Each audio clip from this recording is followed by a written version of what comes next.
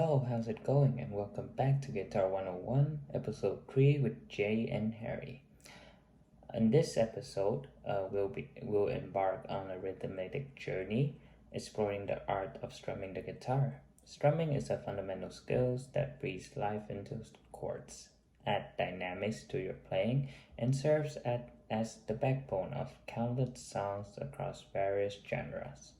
Whether you're just a beginner starting your musical voyage or an experienced guitarist looking to refine your strumming skills, this podcast aims to provide you with comprehensive guidance, techniques, and practical exercises to take your strumming to new heights. So without further ado, let's get started.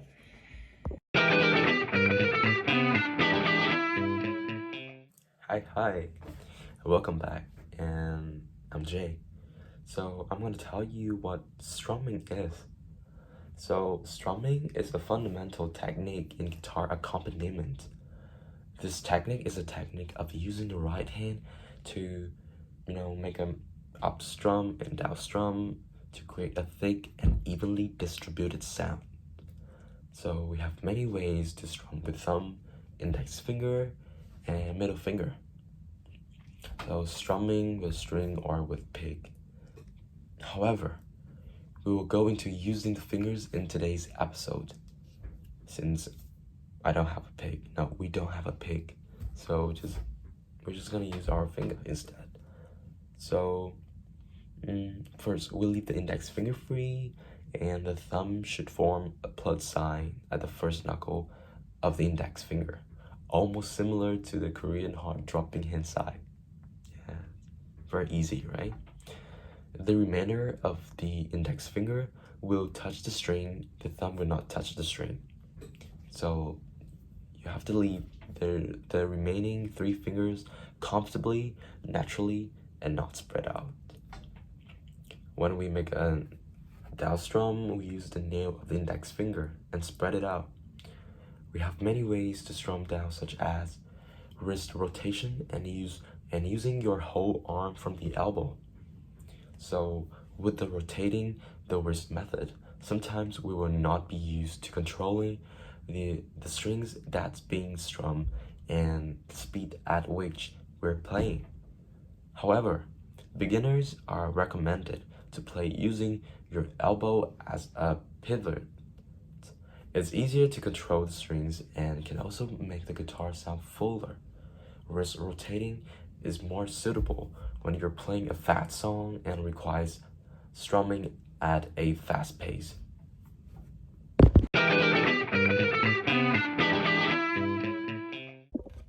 Thank you, Jay, for explaining what exactly is strumming. Now that we have the basic idea of strumming the guitar, let's listen to an example of a song named One Cold Way with a strumming pattern that is easy to learn and sounds very nice.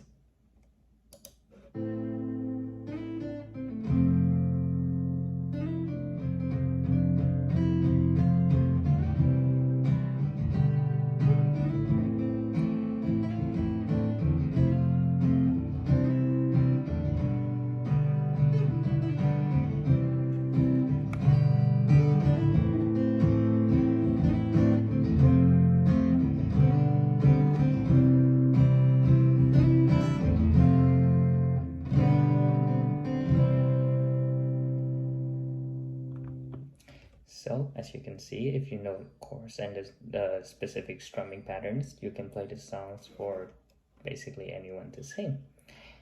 And there's a lot of strumming patterns based on the song that you're playing.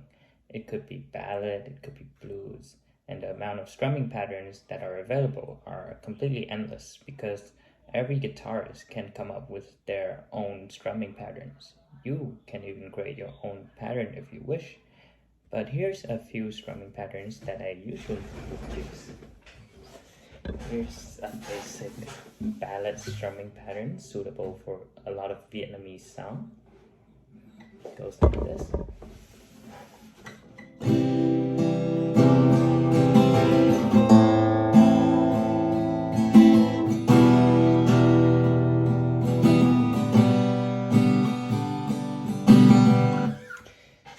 see, my elbow just move a little bit as a pivot, but I'm still keeping my wrist very loose, and I also keep it in this cross shape. So when I go down, I go with my index finger, and when I go up, I go with my thumb. My nails are a bit short right now. I just cut them, so it doesn't sound very good. But here's another good pattern that I know.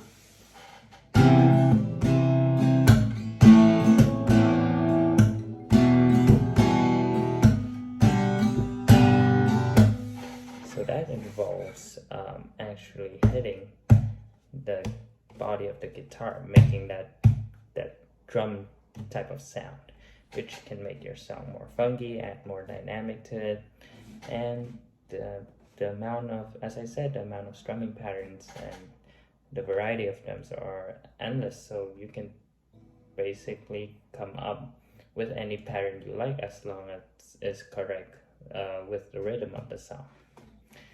And with that, I'm gonna move to some tips and tricks on how to strum better. Please, Jay.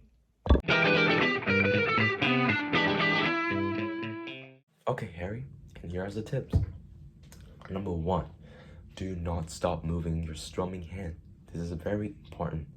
Even if you don't hit any strings for a few beats, keep your strumming hand moving at all times. Yes, at all times. By doing this, your strumming hand is constantly moving, keeping you in rhythm. Secondly, keep your wrist loose. This is also very, very, very important. So make sure your wrist is not locked. You want it loose all the time.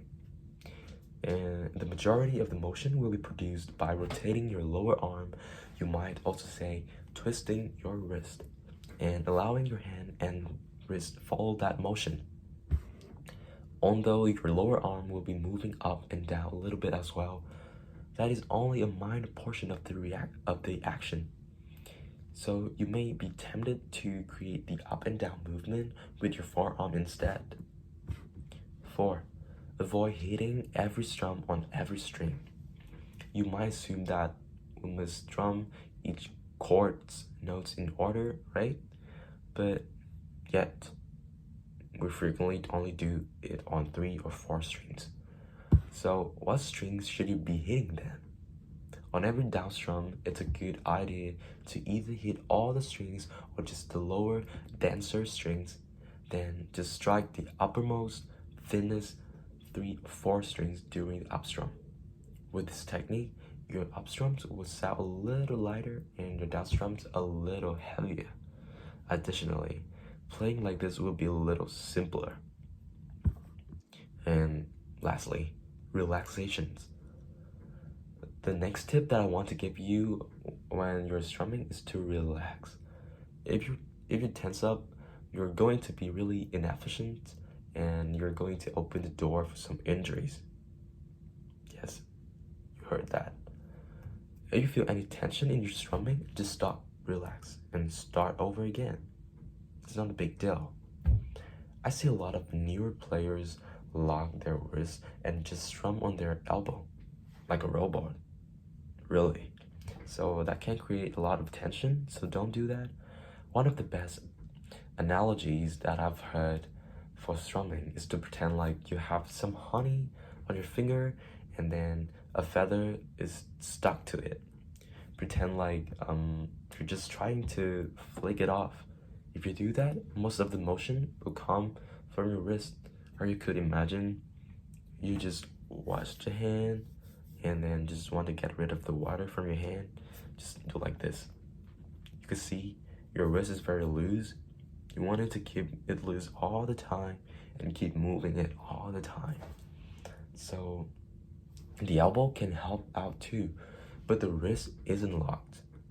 Keep that little analogy in mind as we go through this series.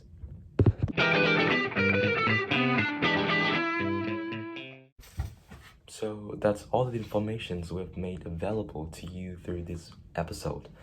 We hope that you have once again enjoyed and improved guitar playing. Stay tuned for our next episode, and thank you very much for paying attention. See you.